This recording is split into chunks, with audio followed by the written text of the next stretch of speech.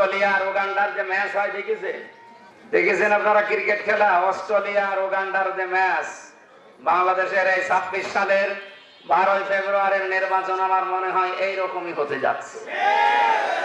এই বাংলাদেশে সবার জান মাল সময় কিন্তু আল্লাহ জীবনও কিনবে না। যারা মুমিন আমরা দাবি করছি, যারা আল্লাহ রাসূলকে বিশ্বাস করি এবং এই মানবতাকে বাঁচাতে চাই, তাদেরকে আল্লাহ রাব্বুল আলামিন জান মাল কিনে জান্নাত দেবেন।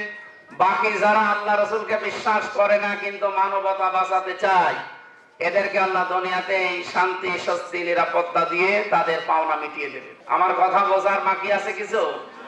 আমরা যারা সময় দিয়েছি, সম্পদ দিয়েছি, জীবন সামনে যদি দেওয়া লাগে তাও দেওয়ার জন্য সিদ্ধান্ত নিয়েছি, আমাদের এগুলো আল্লাহ কবুল করে তার বানানো জান্নাত আমাদেরকে দান করবে।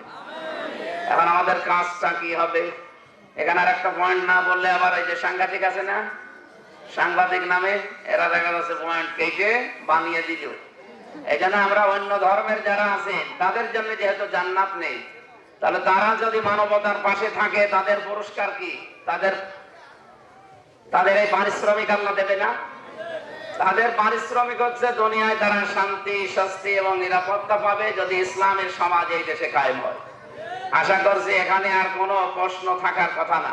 হিরন আরো মিনারেল ওয়াটার মাত্র 50 পয়সায় প্রতি লিটার।